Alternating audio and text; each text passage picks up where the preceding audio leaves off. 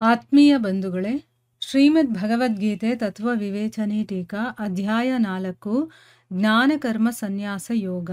ಇದರಿಂದ ನಾವು 9ನೇ ಶ್ಲೋಕವನ್ನು ತಿಳ್ಕೊಳ್ತಾ ಇದ್ವಿ.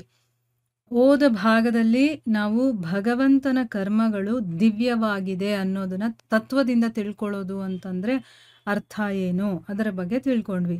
ಅಂದ್ರೆ ಭಗವಂತ ಮಾಡುವಂತಹ ಕೆಲಸಗಳೆಲ್ಲ ದಿವ್ಯವಾಗಿದೆ ಅನ್ನೋದನ್ನ ನಾವು ಯಾವುದೇ ಒಂದು ಸಂದೇಹ ಆಗಿರ್ಬೋದು, ಆಮೇಲೆ ನಮ್ಮಲ್ಲಿ ವಿಶ್ವಾಸ ಇಲ್ಲದೆ ಇರೋದು, ಆ ರೀತಿ ಇರಬಾರ್ದು.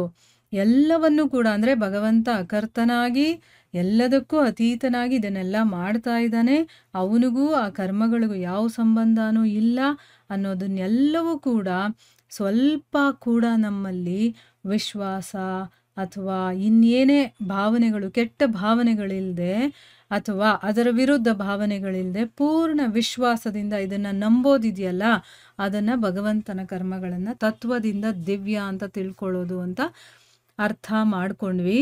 ಈಗ ಪ್ರಶ್ನೆ ಏನು ಅಂತಂದರೆ, ಭಗವಂತನ ಜನ್ಮ ಮತ್ತು ಕರ್ಮ ಎರಡರ ದಿವ್ಯತೆಯನ್ನು ತಿಳ್ಕೊಳ್ಳೋದ್ರಿಂದ ಭಗವಂತನ ಪ್ರಾಪ್ತಿಯಾಗತ್ತಾ, ಅಥವಾ ಇವುಗಳಲ್ಲಿ ಯಾವುದಾದ್ರೂ ಒಂದರ ದಿವ್ಯತೆಯ ಜ್ಞಾನದಿಂದನಾದರೂ ಆಗುತ್ತಾ ಅಂತಂದ್ಬಿಟ್ಟು ಪ್ರಶ್ನೆ.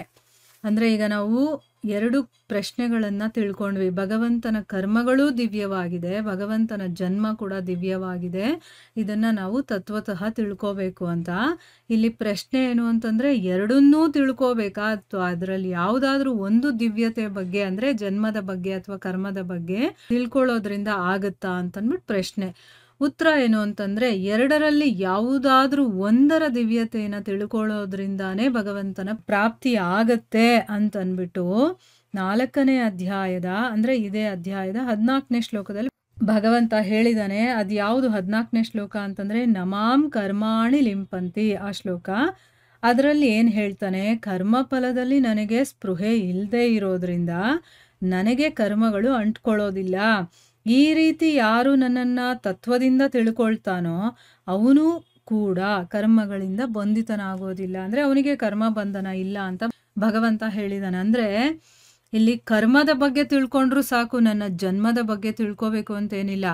ನನ್ನ ಕರ್ಮಗಳು ಹೇಗಾಗುತ್ತೆ, ನನಗೆ ಅದರಲ್ಲಿ ಯಾವುದೇ ಅಟ್ಯಾಚ್ಮೆಂಟ್ ಇಲ್ಲ, ಅದರ ಕರ್ಮಫಲದಲ್ಲಿ ಆಸಕ್ತಿ ಇಲ್ಲ ಅಂತಂದಮೇಲೆ ನನಗೆ ಕರ್ಮಗಳು ಅಂಟ್ಕೊಳ್ಳೋದಿಲ್ಲ ಅನ್ನೋದನ್ನು ಯಾರು ತತ್ವದಿಂದ ತಿಳ್ಕೊಳ್ತಾನೋ ಅವನಿಗೆ ಕರ್ಮ ಬಂಧನ ಇಲ್ಲ ಅಂತ ಭಗವಂತನೇ ಹೇಳಿದಾನೆ.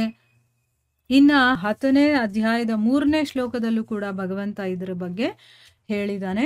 ಆ ಶ್ಲೋಕ ಯಾವುದು, ಯೋ ಮಾಮಜಮನಾದಿಮ್ ಅಂತ ಒಂದು ಶ್ಲೋಕ ಬರುತ್ತಲ್ಲ ಅದು. ಅಂದರೆ ಅರ್ಥ ಏನು, ಯಾರು ನನ್ನನ್ನು ಅಜನ್ಮ ಅಂದರೆ ವಾಸ್ತವವಾಗಿ ಜನ್ಮರಹಿತ, ಅನಾದಿ ಮತ್ತು ಲೋಕಗಳ ಮಹಾನ್ ಒಡೆಯ ಅಂತಂದ್ಬಿಟ್ಟು ತತ್ವದಿಂದ ತಿಳ್ಕೊಂಡಿರ್ತಾನೋ. ನೋಡಿ, ಇಲ್ಲಿ ಭಗವಂತನ ಕರ್ಮಗಳ ಬಗ್ಗೆ ಇಲ್ಲ, ಅವನ ಜನನದ ಬಗ್ಗೆ ಇದೆ. ನಾನು ಜನ್ಮವನ್ನು ತಗೊಂಡಿರೋದನ್ನ ನೋಡಿ ಯಾರು ನನ್ನನ್ನು ಅಜನ್ಮ ಅಂತ ತಿಳ್ಕೊಳ್ತಾರೋ, ಜನ್ಮರಹಿತ, ಲೋಕಗಳಲ್ಲಿ ಅವನೇ ಒಡೆಯ ಅಂತ ತತ್ವತಃ ತಿಳ್ಕೊಳ್ತಾರೋ ಅಂಥ ಮನುಷ್ಯರಲ್ಲಿ ಜ್ಞಾನಿಯಾದ ಅವನು ಎಲ್ಲ ಪಾಪಗಳಿಂದ ಮುಕ್ತನಾಗ್ಬಿಡ್ತಾನೆ. ಎಲ್ಲ ಪಾಪಗಳಿಂದ ಮುಕ್ತನಾದ್ಮೇಲೆ ಭಗವಂತನನ್ನು ಪಡ್ಕೊಳ್ಳೋದು ಅಂತಾನೆ ಅರ್ಥ ಆಗುತ್ತಲ್ವಾ. ಸೊ ಇಲ್ಲಿ ಯಾವುದಾದ್ರೂ ಒಂದನ್ನು ಮಾಡಿದ್ರೂ ಅದು ಸಿಗುತ್ತೆ ಅಂತ ಹೇಳಿದ್ದಾರೆ ಅಂತಂದಮೇಲೆ ಎರಡರ ದಿವ್ಯತೆಯನ್ನು ತಿಳ್ಕೊಳ್ಳೋದ್ರಿಂದ ಆಗುತ್ತಾ ಅನ್ನೋ ಪ್ರಶ್ನೆನೇ ಬರೋದಿಲ್ಲ. ಒಂದರಿಂದಾನೇ ಆಗುತ್ತೆ ಅಂದಮೇಲೆ ಇನ್ನು ಎರಡನ್ನ ತಿಳ್ಕೊಂಡಾಗ ಆಗುತ್ತಾ ಅನ್ನುವಂಥ ಪ್ರಶ್ನೆನೇ ಬರೋದಿಲ್ಲ ಇಲ್ಲಿ ಅಂತಂದ್ಬಿಟ್ಟು ಇದರ ಅರ್ಥ. ಮುಂದಿನ ಪ್ರಶ್ನೆ ಏನಪ್ಪ ಅಂತಂದರೆ, ಈ ಪ್ರಕಾರದಿಂದ ತಿಳ್ಕೊಂಡು ಪುನರ್ಜನ್ಮವನ್ನು ಪಡೆಯೋದಿಲ್ಲ, ನನ್ನನ್ನೇ ಪಡೀತಾನೆ ಅಂತ ಹೇಳಿದಾನಲ್ಲ, ಇದರ ಅರ್ಥ ಏನು ಅಂತ ಪ್ರಶ್ನೆ ಕೇಳ್ತಾ ಇದ್ದಾರೆ.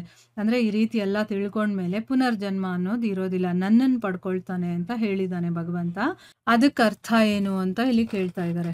ಅವನು ಪುನರ್ಜನ್ಮವನ್ನು ಪಡೆಯದೆ ಯಾವ ಭಾವವನ್ನು ಪಡಿತಾನೆ, ಅವನ ಸ್ಥಿತಿ ಹೇಗಿರುತ್ತೆ, ಈ ಒಂದು ಜಿಜ್ಞಾಸೆ ಏನಾದರೂ ಬಂದರೆ ಅದನ್ನು ತಿಳ್ಕೊಳ್ಳೋದಕ್ಕೋಸ್ಕರ ಇಲ್ಲಿ ಈಗ ನಮಗೆ ಬರುತ್ತಲ್ವ, ಈಗ ಪುನರ್ಜನ್ಮವನ್ನು ಪಡೀದೇ ಇದ್ದರೆ ಅವನ ಸ್ಥಿತಿ ಹೇಗಿರುತ್ತೆ ಅನ್ನೋದು ಒಂದು ಪ್ರಶ್ನೆ ನಮಗೆ ಬರ್ಬೋದು, ಅಥವಾ ಕ್ಯೂರಿಯಾಸಿಟಿ ಬರ್ಬೋದು. ಅದಕ್ಕಿಲ್ಲಿ ಭಗವಂತ ಹೇಳ್ತಾನೆ ಅವನು ನನ್ನನ್ನು ಪಡ್ಕೊಳ್ತಾನೆ. ಪುನರ್ಜನ್ಮ ಪಡೀಲಿಲ್ಲ ಅಂತಂದಮೇಲೆ ಇನ್ನೇನು ಸಿಗುತ್ತೆ ಅವನಿಗೆ ಅನ್ನುವಂಥ ಪ್ರಶ್ನೆ ನಮಗೆ ಬರಬಹುದು.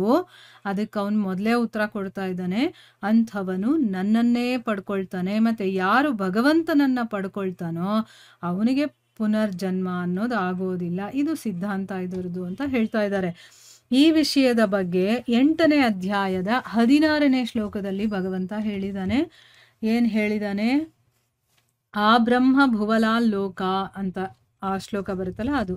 ಅಲ್ಲಿ ಹೇಳ್ತಾನೆ ಅರ್ಜುನ, ಬ್ರಹ್ಮಲೋಕ ಪರ್ಯಂತ ಎಲ್ಲ ಲೋಕಗಳು ಕೂಡ ಪುನರಾವರ್ತಿಗಳಾಗಿವೆ. ನೋಡಿ, ಬ್ರಹ್ಮಲೋಕವನ್ನು ಸೇರ್ಕೊಂಡಂಗೆ ಎಲ್ಲ ಲೋಕಗಳು ಪುನರಾವರ್ತಿ ಅಂದರೆ ಏನು?